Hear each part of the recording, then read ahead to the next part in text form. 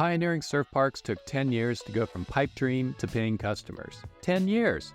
How can digging a hole, filling it with water, agitating that water, and asking people for money be so incredibly complicated? Today's wave pool projects get done on a much shorter timeline, thanks to lessons learned from those early adopters in the space. In Wave Pool Mag sessions, we hear from the brightest minds in the business. Everything's on the table topic-wise, from choosing a tech provider to maximizing food and beverage revenue, and more. So join us for Wave Pool Mag sessions.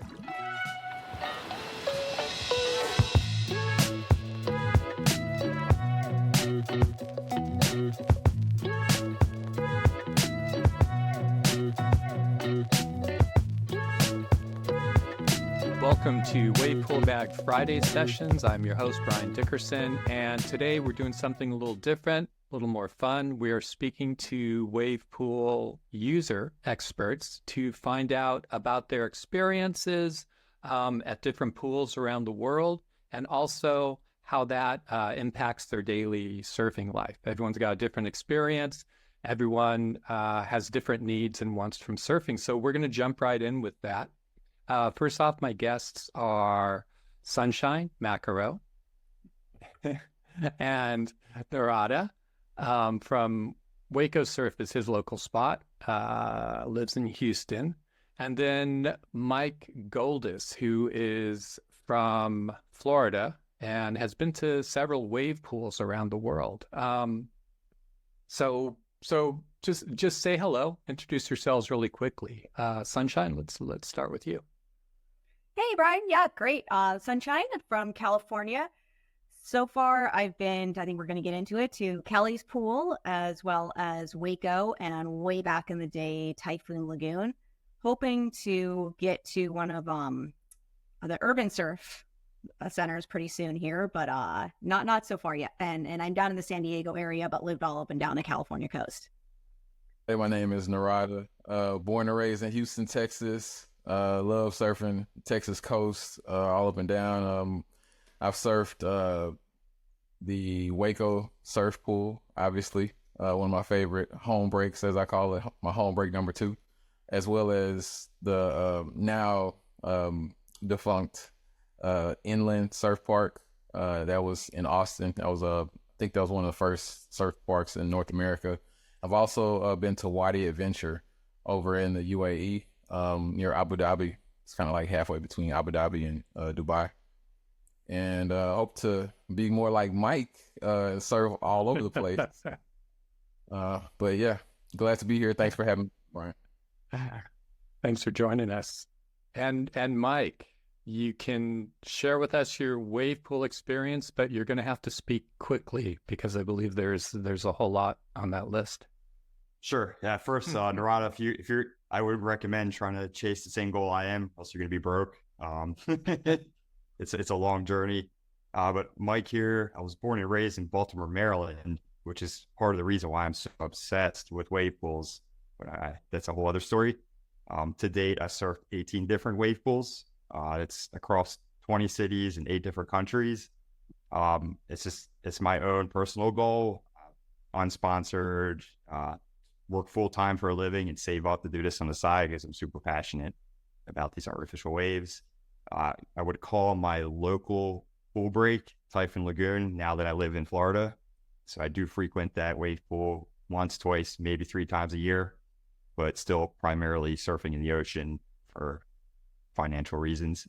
So that's okay. Yeah. Right on. Well, let's get into it and start with the gold standard of wave pool experiences, the Kelly Slater wave pool. Sunshine, I know you've been there. And Mike, have you made it to Kelly's? You have. Okay. Well, let's hear from both of you as quickly and succinctly as possible. Sunshine, what did you notice about Kelly's? It's just a first-rate experience. It's kind of like the Ritz-Carlton of wave pools. That's the word, it's experience. Like every little detail is thought out.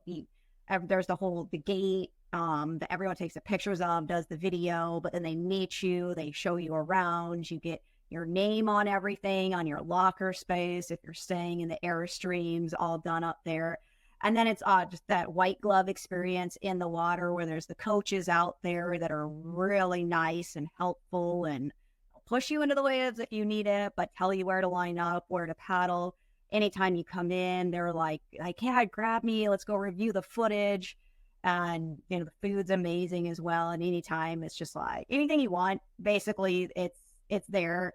And the waves are just unreal. Now I was there in the winter, so it was very cold and in Central California as well. So it's like at the first session in the morning and you're walking out, the ground's like crunching, icy. So that was a little intense, but then the waves make it worth it. So that's kind of in a nutshell my experience there. Okay, right on. Mike, did you find the same Lux experience at Kelly's? I mean, it is a once in a lifetime experience. If you were to ask me if it was my favorite wave pool, the answer is no. It's a very high pressure experience for me because of the money it costs to make the trek out there for that day and a half experience. Oh, not only that, but it was really difficult for me even to access it. So accessibility was hard. I had to go through a third-party surf camp based in Southern California and join their exclusive experience, a day and a half experience, which means 4 1-hour sessions at the surf ranch. And then obviously the really nice 3 meals a day and the jacuzzi, the skateboards, your waves being photographed was amazing. But it was a really high pressure environment from my experience.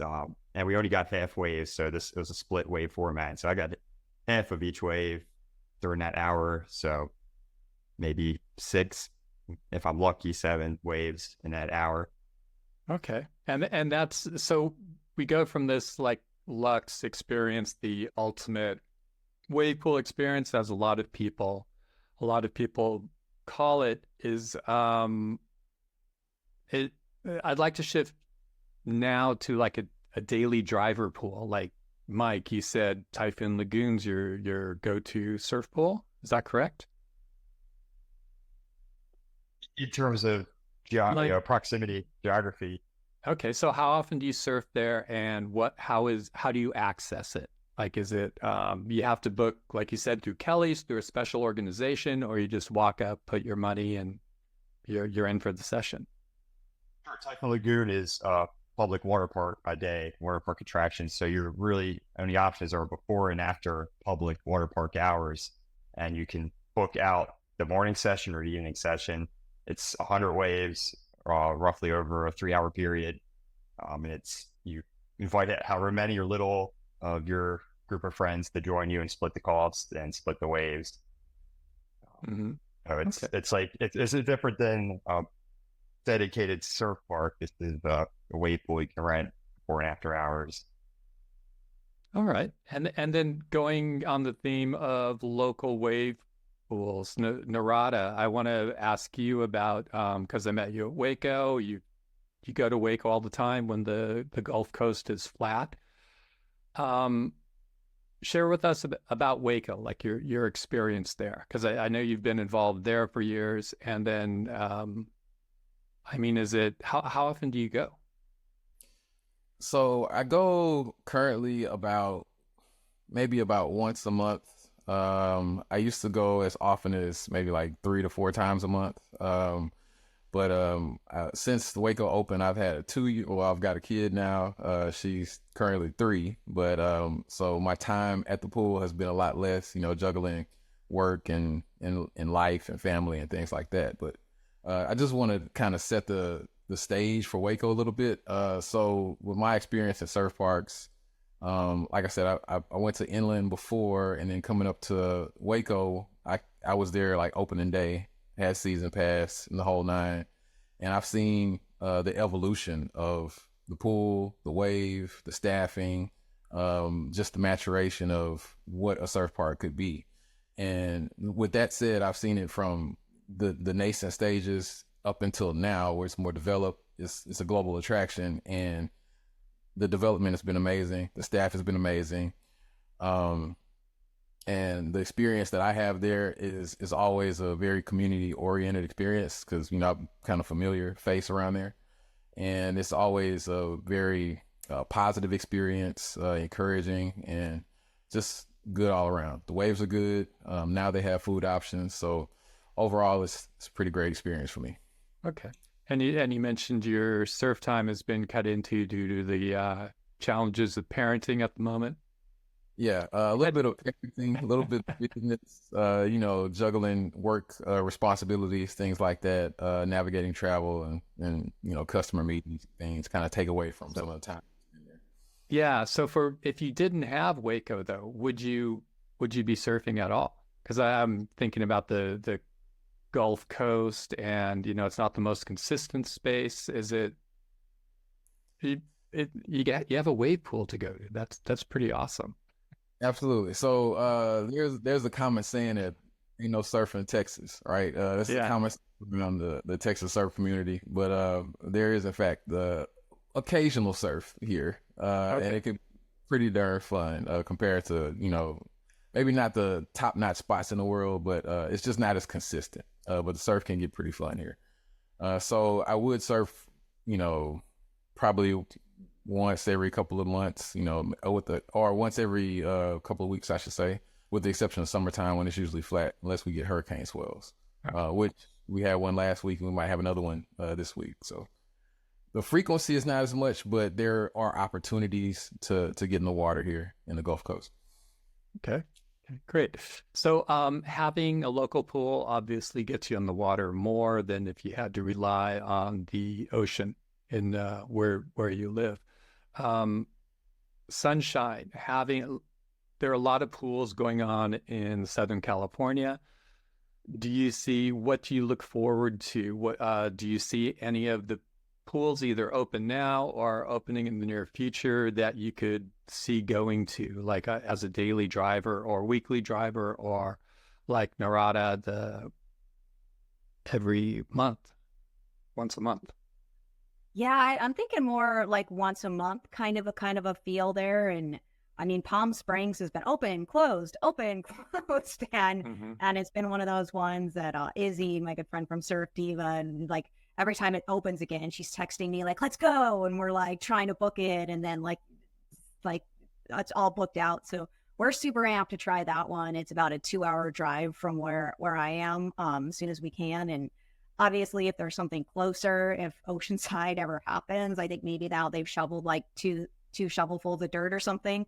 That'll be super awesome. That's about 10-15 minute drive. And I can see, like, I'd love to get something like a season pass there and yeah, just hop in, depending on the pricing, once a week or a couple times a month. And even though it's California, it's still a lot of times, unless you really want to drive, you're not going to be surfing anything head high or above for months. So it's rideable. But yeah, I mean, I'd love something that's a day trip or, even just a morning trip to get out and go. So I'm super excited for Palm Springs finally being open to the public, really, and also some of these other locations up and coming. Okay, right on. And let's move over to Mike and the experiences you've had at different wave pools. I know there's some of them have been great. After each session, Mike, do you always walk away feeling like, yeah, that was worth it? Or do you ever walk away feeling like, no, that wasn't worth it? The latter, if I'm being super candid. And part of that's just I have a lot of different experiences to benchmark off of now. Mm-hmm. So in earlier days when I had like 1 or 2 wave pools, it was Typhoon Lagoon, then Inland was my second wave pool in Austin before it disappeared. I was like, this is the best thing ever. But in hindsight, the experience was pretty basic and the waves weren't the best.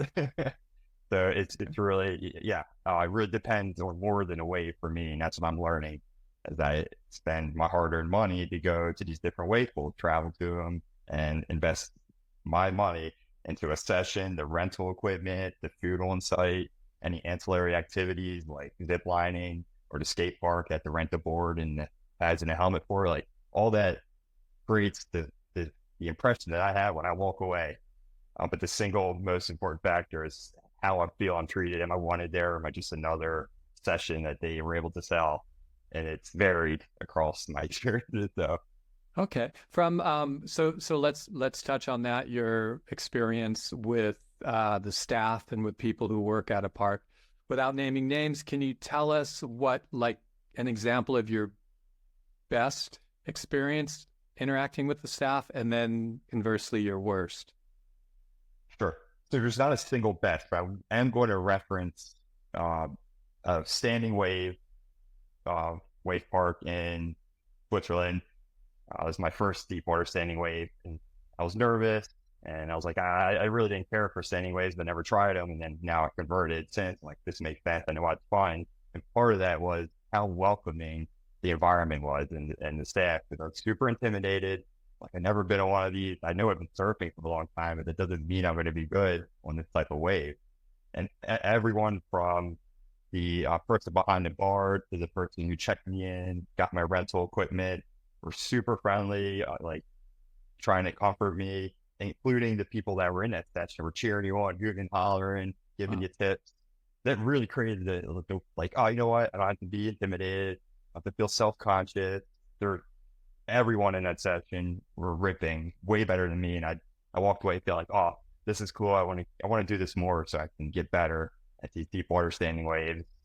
And part of that reason was because that the environment they created, they didn't care who I was. I was a paying customer, and they treated me like they would anyone else. And I felt that all the way down to me breaking one of the fins on the rental boards, saying, oh, yeah, I felt bad. Walk up. Oh, he's like, just come by later and give us 10 Swiss francs. I'm like, okay. And so I had to go out. I'll come back tomorrow. And he didn't care. Like, sure, they trusted me. I came. The girl's like, oh, okay, I'll give it to, so-and-so. Now, the exact opposite also happened, like a different wave pool, without naming names. Like, I felt like I was after my session, saw a little thing on the rental board that I paid a premium for, by the way, including not to mention the session, the winter wetsuit gear. Like a little ding, I felt bad, of course, going to pay, but they like waited for me and walked me to the front reception to pay for the thing right after my session. I'm like, wow, I feel like I'm back at school and being escorted to the principal's office. Like, I'm going to pay, happy to pay. Like, right after my session, like, I need a breather. So those things make a difference to me. And like, I guess I'd rather go to the pool where I feel welcome if I'm going to return. Okay, great. And then, so I want to turn it over to Naradah and the experience at Waco Surf. I know that's gone through a lot of changes since Mike and Amy took it over, and it sounds like you've been ingrained in the community since day one. But have you noticed customer relations changes at Waco since in your time there? Yeah, sure. That's a great question. To some extent, there has been some evolution as far as how the customer experience overall. So if you haven't been to Waco, I mean, there's tons of content on it. I know you got a lot of content on your website, wakepoolmag.com and YouTube. But basically, you get there, it's kind of a off the beaten path type of place. But once you go in, you check in, and you can see kind of like a full window view of the park. You walk out through the shop to the park, and you see everything. So that's just kind of an overview of what the flow is like when you walk through. I'm saying that to say that as soon as you walk through the door, you are welcomed by the staff. Essentially, you get the check-in, and you see the assortment of rental boards and things like that. So just the layout alone kind of gives you an impression of an openness of what the park is like. And the park is on a large ranch basically, so that openness kind of carries over to the overall theme on how they handle the customers in the pool. There's a welcoming atmosphere. The Southern hospitality there, it's always been there since Mike and Amy took over. It's even been enhanced a bit, I think.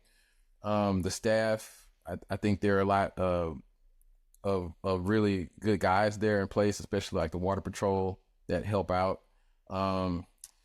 There has been a little bit of tension surrounding recent pricing. Like the way they do the pricing this year is a little bit different, kind of adjusts based on demand a little bit more. Whereas in previous years, I mean, you would just log on and see that it's booked, but the pricing was a lot lower, a little bit more manageable.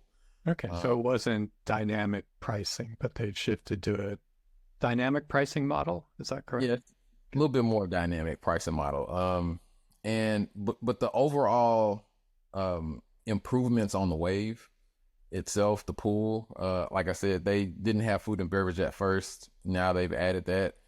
So that customer experience has been enhanced. The selection of boards has changed over the years.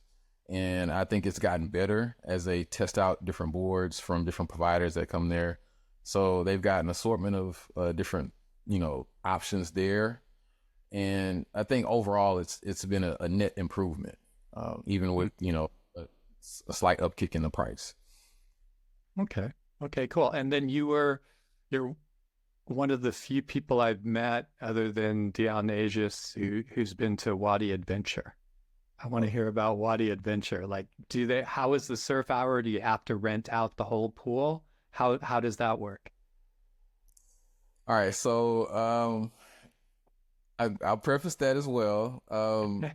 Back in the day, I actually got inspired to build my own pool. And so as a part of doing the research for that pool, I went out to Wadi Adventure because that was the only operating surf pool, in the world at the time outside of Big Surf in Arizona. And they had a model where you basically rent out the hour, for surfing, and you could pay whatever I can't remember exactly how much it was, but it was probably around 75 or $80 per hour, for those sessions.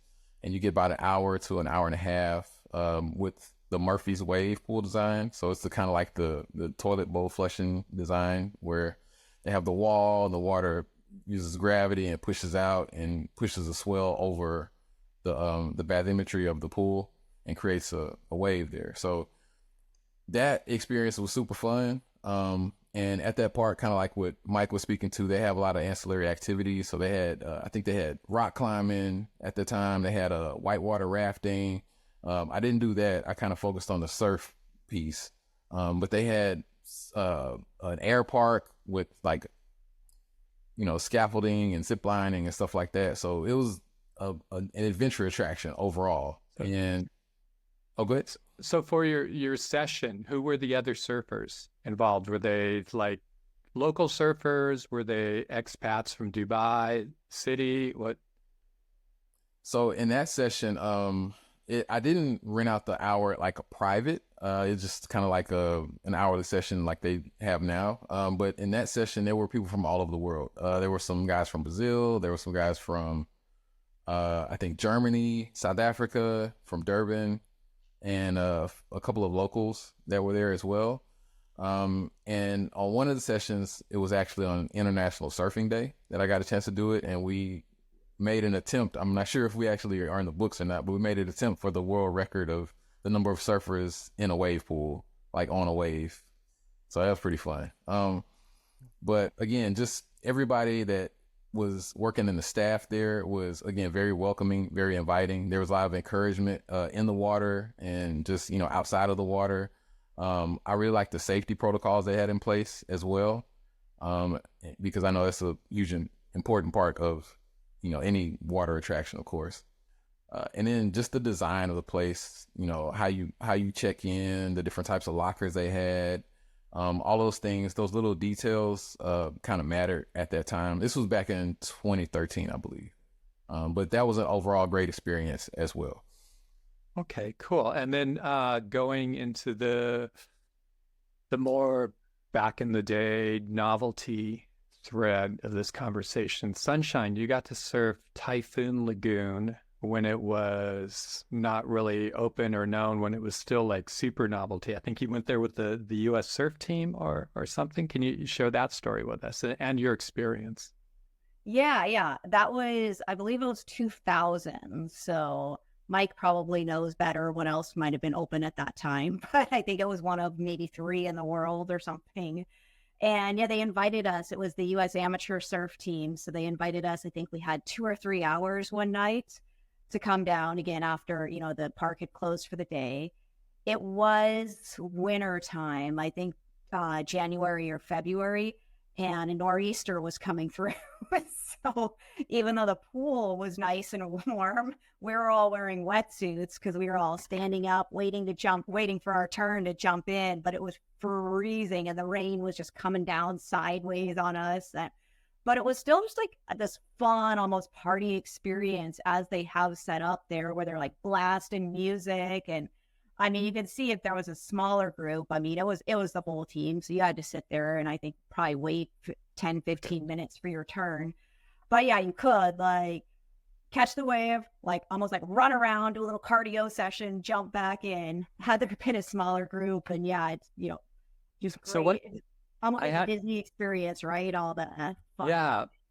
I have to ask you, having like everyone, they hear about wave pools and like, it's great, waves, in a contained environment, surf at the push of a button. What was your visceral reaction to the wave itself when you first jumped into Typhoon Lagoon? Was it positive or was it a big letdown? What did you feel? Yeah, it was just kind of weird, to be honest, because like you're sitting there and you're staring at the wall and you're like, huh? Because you're used to staring at horizon, and then like you hear this thump and then you turn and you start paddling. But it's very hard to gauge how fast to paddle or not. And on one of my first waves, it broke on my back, misjudged it.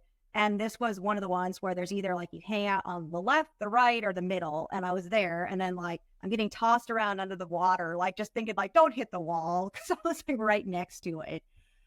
So it's just kind of weird at first because you're like, how do I know where to sit and when to start paddling and how fast to paddle? And then at that point, like, the wave itself, it was fun. It was kind of soft. It seems like maybe it's different nowadays. Mike can talk to it, but the split peak in the middle actually seemed to have a little bit more push to it. Like you'd have that drop where it gets more speed and a good first turn. The right and the left seemed a little softer, but the kids in our group, I mean, the juniors were busting errors on the inside. So, obviously there was some juice to it. But yeah, it was a fun wave. But yeah, I think like anything, the stress of the wave pool, like you really don't want to biff it because, man, and then that too, because like if you biffed it, then everyone's sitting on the side. This was the team, right? They're going to not let you live that down. So, oh, you missed the wave. Like, and it's not like at Cali's where people are actually like excited if you miss it because then they can hop on and poach the wave. I mean, it's like, it's a wasted wave and you're going to hear about it. Okay, right on. Let's turn it over to Mike. I'd like to hear about waves themselves. You surfed. What technologies have you surfed in? Sure. So far, the Murphy's waves. I don't know. It's debatable what you count Typhoon Lagoon as. Is it Murphy's waves, whitewater? I'm not sure. Everyone has a claim on that one. Whatever that technology is was the first for me. Followed by their Generation 1 Wave Garden Cove, the Wave Garden Lagoon, because that would be Inland and Snowdonia. The newer generation, Wave Garden Cove at the Wave and at Elia Bay. I did some city waves, some unit surf pools, American wave machines, their perfect swell technology. Some real novel technologies that, again, I don't know the name of, would be Kobe Reyes, West Edmonton Mall, the indoor wave pool at the Super Mega Mall in Canada. So a good mix, and that is another part of the goal, is to try these different wave technologies out and understand how they're commercialized, because each technology I notice is a bit different. And I'm able to get, for example, more lefts if I go to a wave garden, because I could choose an all left session versus a perfect swell pool. I'm limited. I have to do just the half rights, half lefts. So there's definitely advantages, disadvantages to some of these wave technologies. All right. Well, share with us your happy place for a wave pool session. You can name names. What wave pool has it been, and where? What session did you book? What setting? And share that with us. Sure. To date, and this could change. I have 18 wave pools. I am going to check off 19 and 20 next week. So I'm excited for that. But to date, one of my fondest experiences is at the Wave in Bristol, because it wasn't even supposed to be the trip. I was supposed to fly to Switzerland, but the wave pool closed 6 days before I had everything planned and flying out, but cancel last minute. I was like, well, I have the time off. I still want to check off a different wave pool. So I ended up going to the UK instead. And I checked off Snowdonia and the wave in Bristol. And I was there for 1 day at the wave in Bristol. So 3 sessions, one of which is probably my favorite session ever. It was 1 hour of barrels. The barrel setting is amazing. I had no expectations because of the last minute trip. That was my first Wave Garden Cove experience. Like, I was super intimidated. All the local surfers that were in that section, like, don't worry about it. Like, we're all in the same situation. You'll get the hang of it. And I did eat it a bunch of times to begin with. And then I got a couple little barrels, little covers that just made that visit all time for me. So the waves, and then the staff was friendly. At the time, they didn't have a huge rental quiver. I didn't bring my own boards. It wasn't practical. So I was a bit stressed when it came to that, but they were super friendly. They're like, well, the boards that we do, bad 3 hard boards at the time are beat up, or like, they were super nice. Like, we feel about charging you for that. We're not going to charge you for the board. They're on the board, just go use it.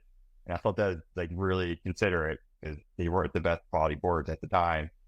So I was able to ride, not using a 9-foot long foam board in the barrel section. I was actually able to successfully make some little covers. So did an intermediate session, and then what they called I think advanced turns. So just an hour of left, bigger size waves to practice turns on. If that coupled with having on-site photo and video, because that's huge for me. I enjoy posting about these experiences. That's rarely the case where they have an in-house photo and video team that they're taking photos by default. But I was able to ask, like, I would also like to book a videographer for one of my sessions, and they helped make that all come true. So it's just like thinking back to, like, they made that visit amazing for 1 day. And I keep thinking, yeah, that's what I want to experience at all these other wave pools, just having everything I would possibly want in one place, and walk away thinking, yeah, like, stoked on those rides. That's awesome. Yeah. Thanks for sharing that. And the Wave Bristol has won Mike's award. And Naradah, I know you're always at Waco. Do you have a favorite setting there, or a favorite way to do your sessions? I have to say that the advanced wave, probably the lowers setting, is one of my favorites. It's just a rippable wave. It's super fun. It's probably about shoulder high on me, maybe shoulder close to high on me. I'm about 6'2", so I'm a little bit lankier than most surfers there.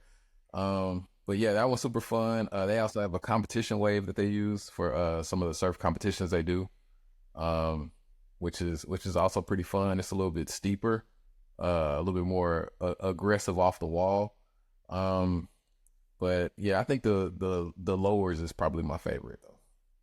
Is there anything any of you would like to say to wave pool operators, to surf park operators, that maybe they're getting right, or maybe they're missing with customers? Good question. I think one of the things is availability. Of course, pricing should be manageable for the wave pools, for, across the board. I know that there's different corporate entities or different groups that might want to rent out private sessions. So maybe having a certain type of pricing for those groups. And then for your locals, just trying to maximize the number of surfers and the number of waves, and trying to find that right balance is key. Also, if they have packages that include the video and the photos, kind of like what Mike spoke to, Waco does a really good job of that, because Rob Henson, he's kind of like the staff photographer there. He's amazing, knows every angle to get, and gets some of the best photos I've ever seen in a wave pool. So they're already in place, and they have photo as an upcharge kind of, as well as the addition of flow state. So that is really good, but to have a cohesive package that includes all of those things, or maybe different package levels would be good. And go ahead and build one in Houston. I'm just gonna get straight to it, man. Let's get this thing built. I know that the guys are working on HTX Surf, and we're really looking forward to that. Like pretty much the whole surf community in the like Gulf Coast area, the Houston area is really looking forward to it. And I know they have a few projects, and of other developers that are going on in other parts of Texas as well. So yeah, let's try to build as many into Texas. Okay, so let's talk to Houston Surf, which Blake has a hand in, who worked at Inland, worked at Kelly Slater Surf Ranch and Lemoore. Is it the same model, or do you can buy an annual membership? Do you know how that works, and how would you like it to work? I think they do have a membership model. I believe they released some founding memberships. I looked into it, but I haven't taken a deep dive like I normally would. But from at first glance, it seems a little bit on the premium side for something that hasn't necessarily been developed yet. One advantage I think that Waco has over a lot of other wave pools is when they launched, they knew that it wasn't a proven concept. So the initial pricing for the season pass was pretty low. However, it was also limited. So you had to be kind of first on it. And as that first year went on, the attraction of the wave pool was recognized, and people recognized the benefits and all the features of the pool. That's when they started to say, this is a pretty cool concept. I want to spend some money here. I want to learn more about it. And it drew even more traction. So that's when the real value of that season pass was really exposed, not necessarily at the beginning, but throughout the development of that pool. So I think HTX Surf could probably take a similar approach and kind of have like a certain amount of, maybe they choose some ambassadors or something, or they have like a certain set number of memberships that they sell at a certain price point to get that initial push, have that group invited to open the pool and do some wave testing. And then from there, they can kind of base it and say, this is the actual value of our pool. This is the type of branding that we're looking to bring to you, this type of experience. And it's been validated by this group of surfers. So I think that will be key. And especially being that locals will probably be the bulk of the participants.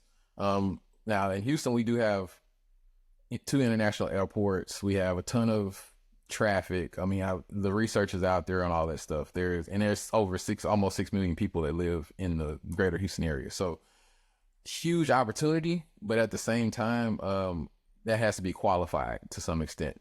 So starting with the locals, starting with your regulars that are going to be there, and then the neighboring regulars. Like I'm from Houston, but I go to Waco a lot. There's a lot of people from Dallas that are locals. Shout out to all the locals from Dallas. So starting with the locals, I think that will make a big impact and kind of solidify the future of those pools.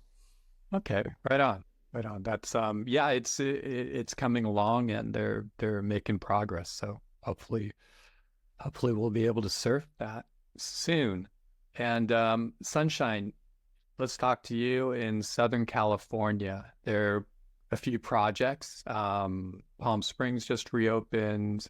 Desert Surf is coming online the year after. Oceanside is maybe, we don't know. They're kind of quiet about that. From where you live, what would be your ideal situation, and what project are you excited about? Yeah, I'd say I'd probably Oceanside, just because that's the closest for me. Like it's a 10-15 minute drive, so it's something I could theoretically just do at the drop of a hat.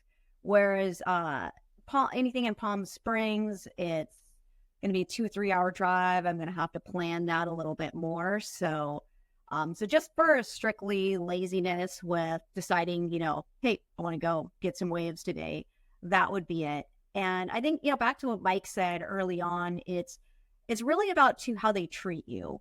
and the fact how do they treat the everyday surfers, and how do they approach that too? From, because like, yeah, you can watch these clips of like Mason Ho like busting some insane airs at Waco, but you're like, can I do that? Like, what's like the real world experience with these waves? So it's nice to have that, going back to, hey, what's, and how are they going to treat me as a paying customer? Are they going to be like, oh, just another like in out because, oh, I'm not the pro that's here with the camera crew getting all the shots, but are they going to care? And so I think for me, it's kind of there's the convenience factor of where it is, but then there's also the how they treat you.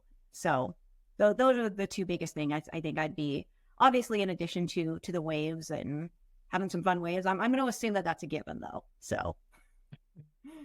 Okay, right on. Thank you for that. And Mike, you're in Florida. I think Florida has the most proposed waves that have been put on the table, taken off the table.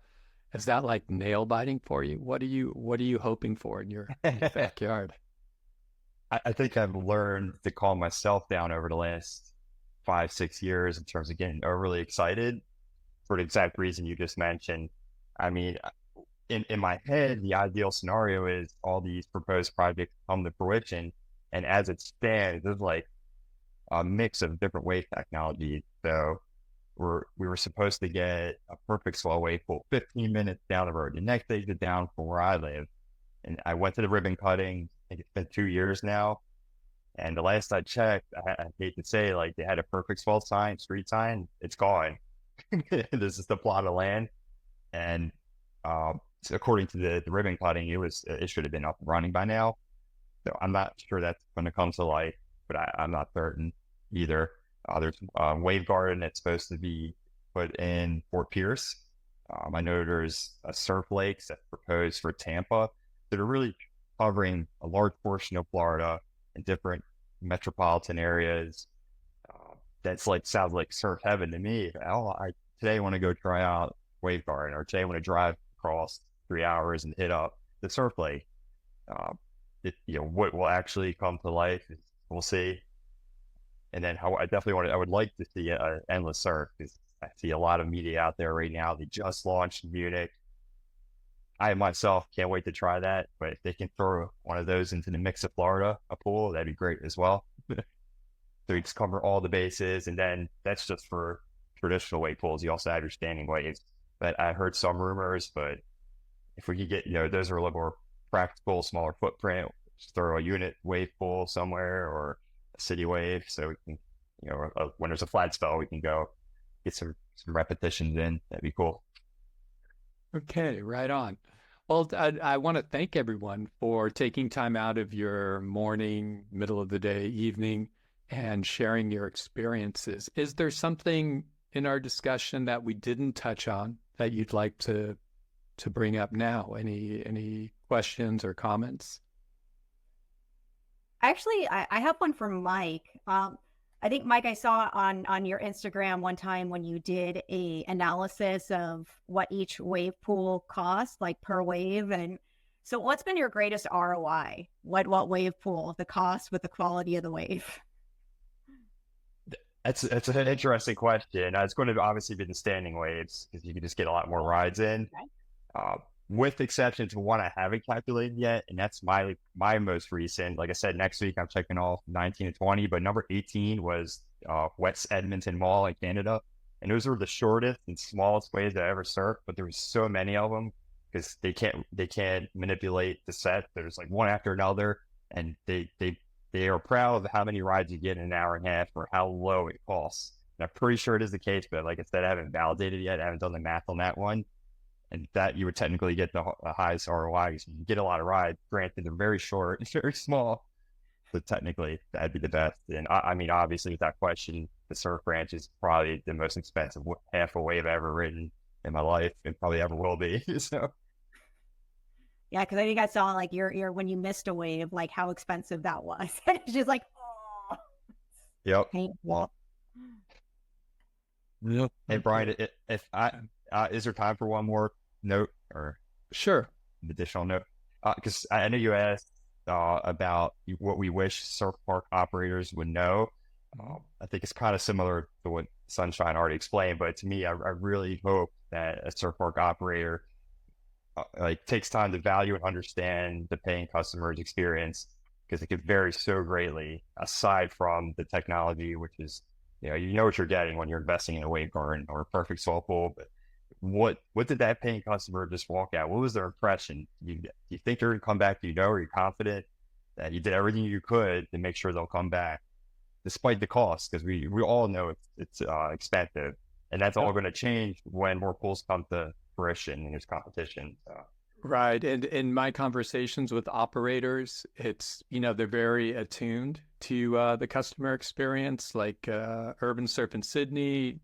Jen, who just took over as CEO there, she had all the employees wearing name badges, and they've made an extra point to go and engage more with clients. Granted, it's Australia, so it's, a little more core surf demographic. So there's, a lot of tradies in for the hour and then out. But from what I've heard, they do value that, because if you don't have a good experience and there's another wave pool down the street, you're not going to come back. So, absolutely. Oh, can I layer something on top of that? Yeah, go for it. Leveraging the network and the power of community, I think, is also very important. One of the things about Waco Surf that makes it so great for all the people that have been going for a long time is the sense of community that's there. We rally around each other, we cheer each other on. There's a lot of positive attitudes in the water and outside of the water, and that builds on that network and community. Some of the communities that I'm involved with, for instance, we have like a local group of surfers. Shout out to all my homies that surf with me at Surfside Beach, Texas. We have a little group. We go on trips together and things like that. We'd be great candidates to come to the pool. I've introduced several people to the pool and just kind of encouraged them to do sessions, even done YouTube videos on, how to surf the intermediate wave. Shout out to Black Dot Surfers. That's another community. It's an online community of Black surfers. And I'm trying to put together something for all of us to kind of get some exposure to the pool as well. So leveraging these different networks and communities can also build that experience and layer that customer experience, because it's not just about that one individual surfer at that time. It's about, the group and that group experience and that setting. So that can also make things a lot better as well. So. Yeah, that's a really good point, because there's so much, focus on the bottom line. On the bottom line, you build this incredibly expensive thing, and then you have to make it, pay for itself and have people coming back. And on the periphery, particularly what, Waveful Mag is really interested in is the surf scenes that build up around these pools that you're all experiencing in your own context and different locations. And surfing's a really powerful thing. So I think we're all seeing that. So thank you so much, everyone, for taking time out and joining us. Thank you. Thanks for having us. Thanks, Brian. Thank you. Thanks, guys.